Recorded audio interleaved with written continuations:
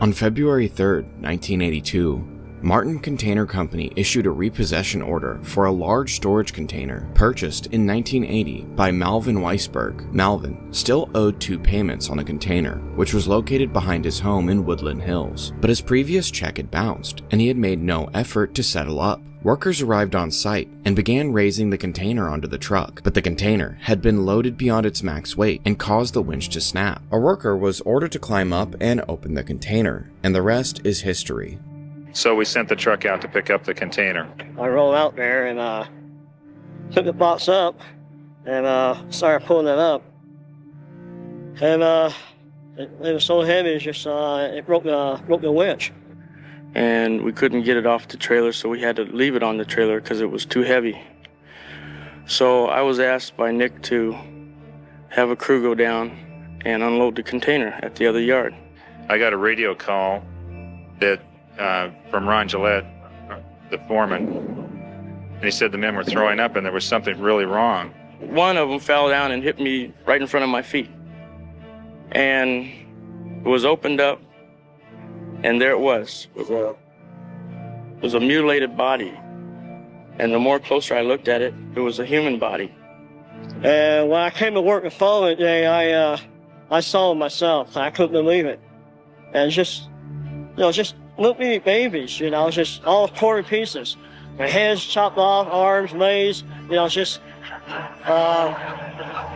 just makes you sick to see something like that. Well, really, it's just, it makes you want to cry when you see something like that. Starting at the very front of this container, it was just wall clear to the ceiling and clear to the sides, filled with them. I really don't want to witness it again. Not what I saw.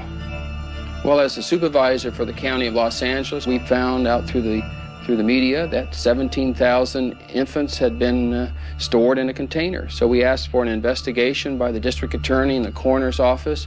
We found approximately 190 were over 20 weeks of age. I think some as old as 25, 27 weeks.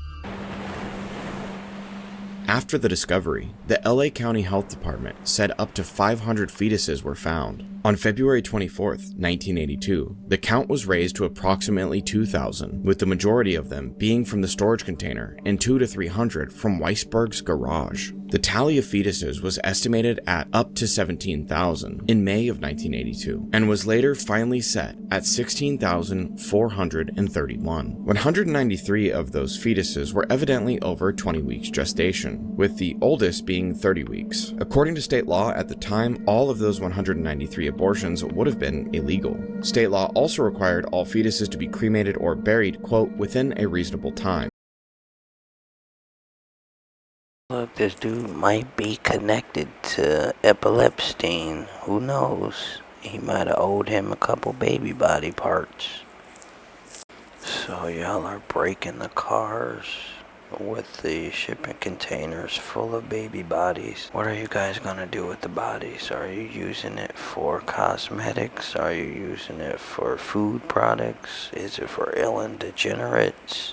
So I looked up, is cannibalism legal in the United States? And basically it's legal in every state except for Idaho, guys. And this is the law that prohibits it to be done in Idaho. So every other state is legal. I thought y'all might find that interesting. In The Shining, the shine isn't just a psychic gift. It's a tangible supernatural essence known as steam. This energy is directly tied to the raw innocence of a child, and it's the only reason a shadowy group called the True Knocks exist. They don't just hunt these children, they purify them through fear to harvest every drop of their steam. But what if I told you this isn't just a horror movie story? While the shine might look like a metaphor, the truth is actually much darker than you have been led to believe. They always put it in the movies. This goes back to the conspiracy of Hollywood eating babies and excreting their epinephrine or their adrenaline for their gain, or they excrete that chemical compound that they feed off of and that they eat and that they love. the taste of, I don't know, like they can't be human. I mean, like when humans is actually eating. Okay, I mean they have tribes and whatnot that actually eat humans, but like, come on, gang. Like I'm thinking it's bigger than Nino Brown. It's bigger than Nino Brown, and I'm gonna give you an example of that last clip of The Shining and how they do eat the adrenaline. Check this. Is Skippy. It's a video that's kind of making the rounds, and for those of you know who John Podesta is, you know exactly from the WikiLeaks files how bad this dude is. And so we'll roll the video. I'm a little warning, the audio is a little hard to, it's hard on your soul. It's hard to stomach, that's for sure. Let's give it a listen. What's my name? What's my name? My other name. What do you call me? I am your father. From now on, you will call me your father. Shut up! You will call me your father. What is my name, huh? I'm just a kid who's 4. Each day I grow some more.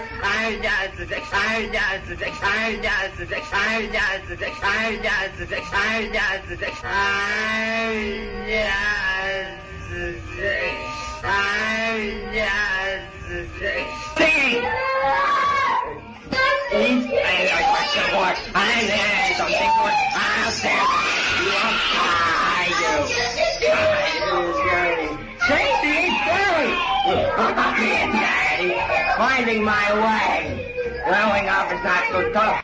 Don't you? See, they're doing the video. You think you're hot shit, don't you? You will call me. You will call me. You will call me. Say it again. Just get lost. How many of y'all remember when Alex Jones went to Bohemian Grove and then they had the owl and the fake person screaming like they were giving another sacrifice? What's up with all the sacrifices? And how can anybody even stomach to hear a baby cry like that? That was a baby, y'all. Let me know when y'all trying to riot. I'm trying to fuck some shit up. Speaking of riots, let me take y'all to Mexico right quick.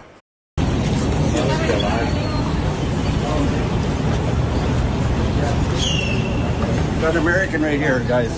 I'm Mexican, and you should be ashamed to live to doing all those things. I'm pretty sure if I do the same thing in your country, I will be in jail. So just you go and deliver those things back. You're stealing. You are stealing. Shame on you. Shame on you. And steal things like this for these people. No, no, stop.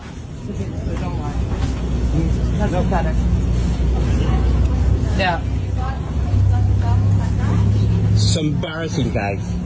And you. I live here. I've lived here 3 years. I'm not gonna rob a place. That's so embarrassing. And that one too. Yeah. Well, finally, he decided to come.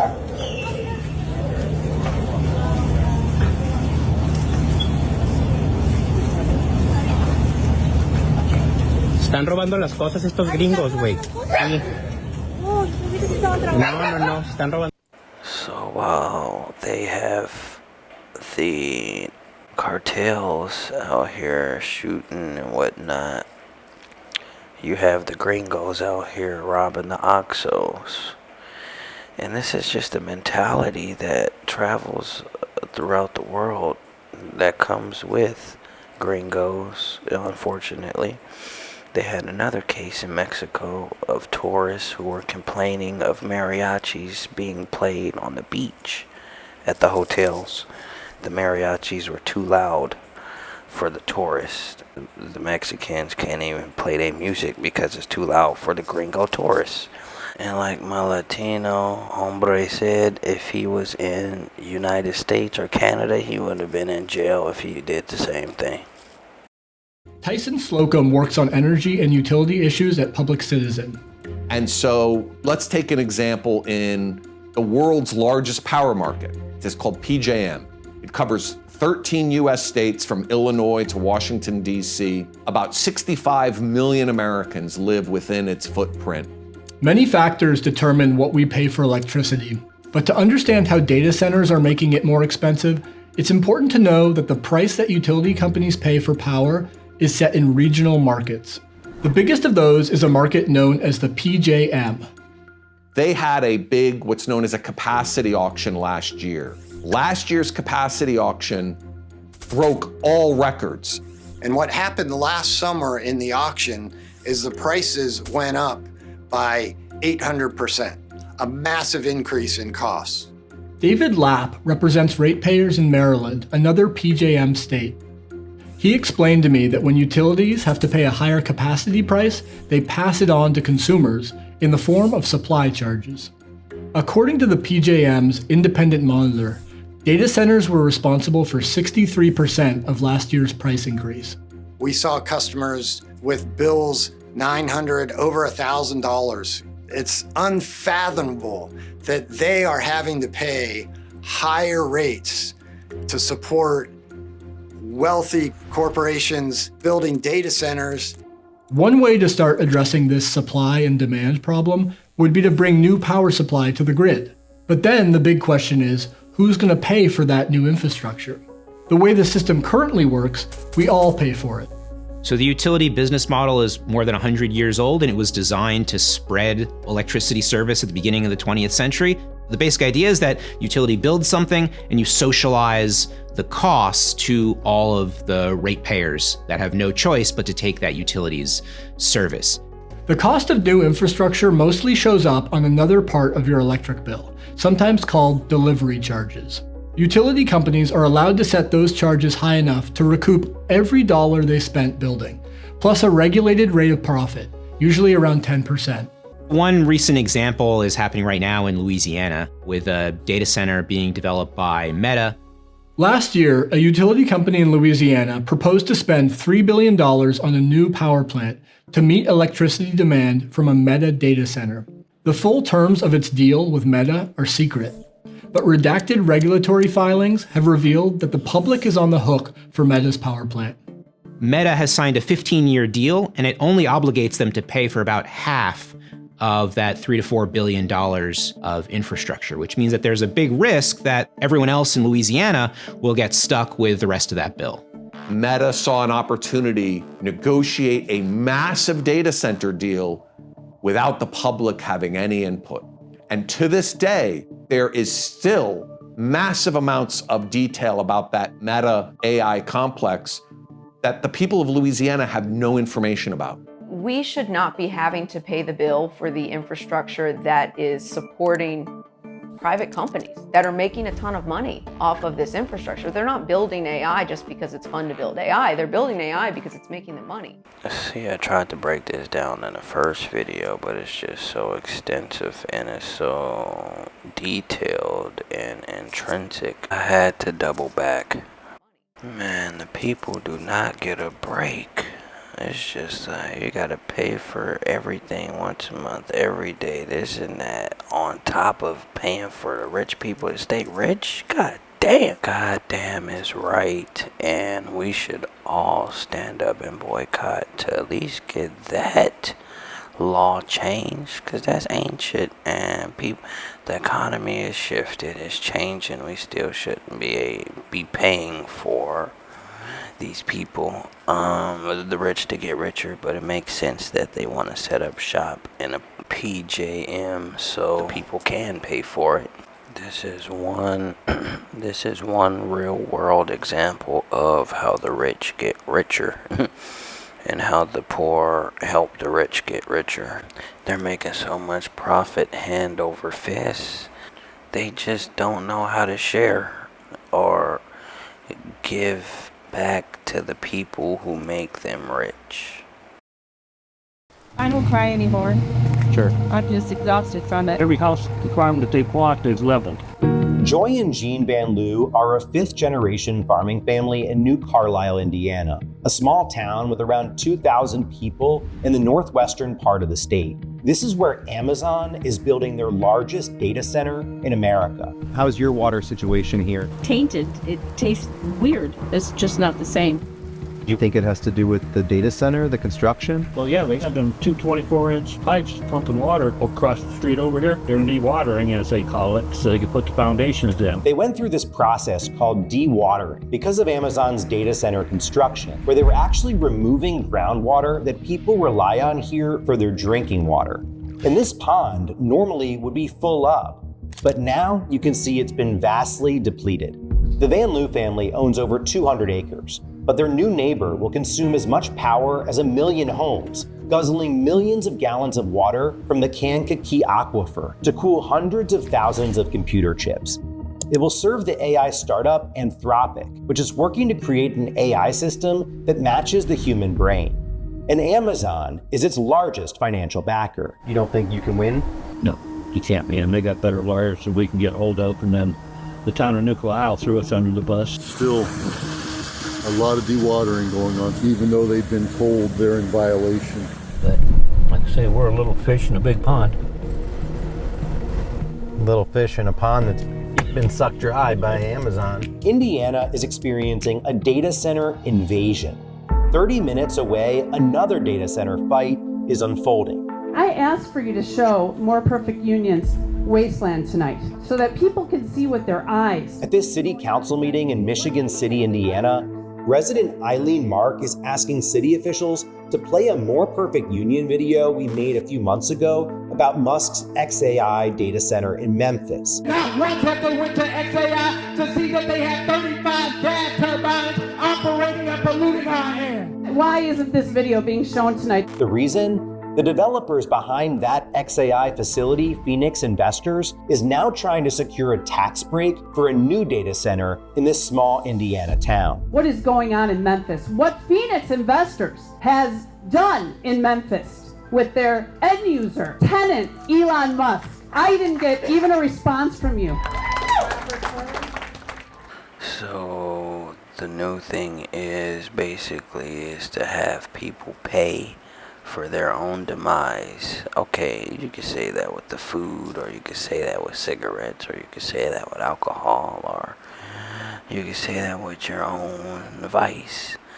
But to just be living at home and your health is impacted because of your next door neighbor who don't give a damn, literally don't give a damn. Damn. Y'all are depleting the planet for the AI robot. Like, y'all want that to be the next human? I don't get it. Y'all want that to be...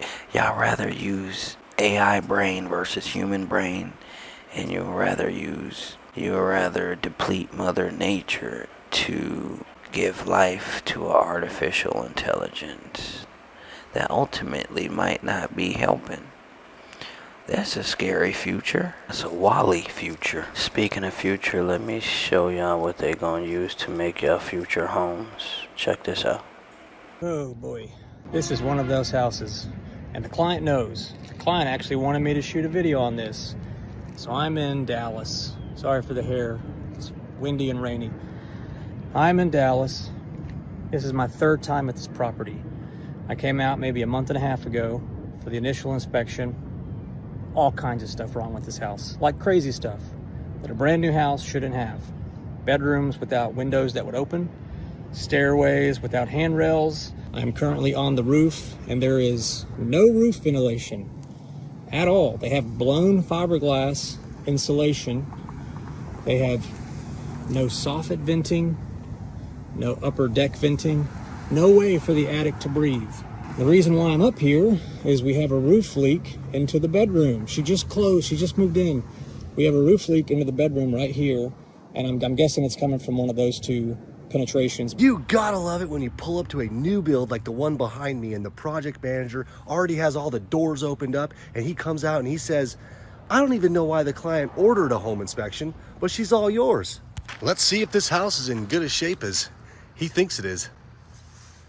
It's one thing to have some shrinkage cracking, or some chipped concrete at the corner, or some more chipped concrete at the other corner. Exposed anchor bolts at the exterior foundation, that's where I draw the line. But an exposed plumbing drain line at the exterior foundation, there's no way we can let that fly. Here's the sewer clean out at the neighbor's house. See the S? Here's the sewer clean out at our house. It's extended too high, so we can't put a cover here. We're gonna have to cut that pipe down. Seeing some daylight at this back door. I never understood why we stopped siding houses. No, seriously, we don't put plywood on the sides of houses anymore. We use like basically the equivalent to cardboard. It's really strong cardboard, but it's basically cardboard. Don't believe me? Look, check it out. Look, see? They put that on. They staple it on there. Bop, bop, bop. Right? And then they put the siding on. So your racking strength comes from your siding. Which, I don't know, it's weird. I know they're just trying to cut costs and stuff, but this has been going on for a while. I don't like it. I mean, you literally have sheetrock, insulation, piece of cardboard, siding. And the siding's usually this new fiber cement board, which isn't the strongest stuff either. But, I don't know, it's interesting. I know when I go build my next house, I'm using either plywood or zip panels. I know that for a fact. As the housing market crashes, the materials they use to make homes get even worse. But it goes up fast. The math isn't mathing. In Mexico, they use bricks to build their homes. In other parts of the countries, it's durable materials, natural materials, not cardboard. What's going on, gang? Or just go back to what they were using before. Like, did they rob the planet so much that they don't have access to the original materials they were once using that was durable? Yeah, man, it's crazy. This next clip, y'all, is legal slavery. I just be watching crazy documentaries, and it's just like, this is fucked up, y'all. That this is even legal, but this is America. Don't catch you slipping up. Well, a lot of people are calling it modern slavery. Does that feel I right? was just about to say, that's slavery. That's slavery. You took away the whips, but you put the paperwork. Took away the masters and you put them in uniform. Same difference, same difference. It kind of appears that there is a coordinated system in order to protect the labor that's created by the prison system. Walk into a McDonald's in Alabama, and the worker flipping your McDouble could be an incarcerated person. It's a sad situation, a way they getting rich off us. The Alabama Department of Corrections farms out incarcerated people to work at hundreds of private companies and government agencies across the state. McDonald's, Burger King, Golden Corral, Wendy's. They got a Wendy's contract right now. State Trooper's office. They'll send everybody everywhere. They'll send you everywhere. Yes, the parole office. And even though ADOC trusts these incarcerated people to leave prison every day and work alongside the general public, many of them are still denied the chance at real freedom. I work for y'all, but when I come up for parole, you deny me. Why would you deny me? Because you're getting free service.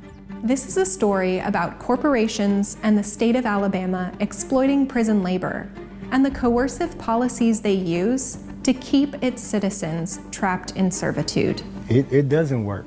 It's a terrible system. If you're wondering how any of this is even legal, well, it might not be. That's what we went to Alabama to figure out. Shit not legal, but it's happening. That's the type of goofy shit I'm talking about, y'all. That stuff's crazy. Imagine what else they doing that's illegal, but they doing it. Man, that's it, y'all. If y'all want, y'all could hit the thumbs up or the thumbs down. Fuck it. If y'all want to leave a comment, fuck it. Que tengan un buen día. Fuck it. I'll see y'all again. Fuck it.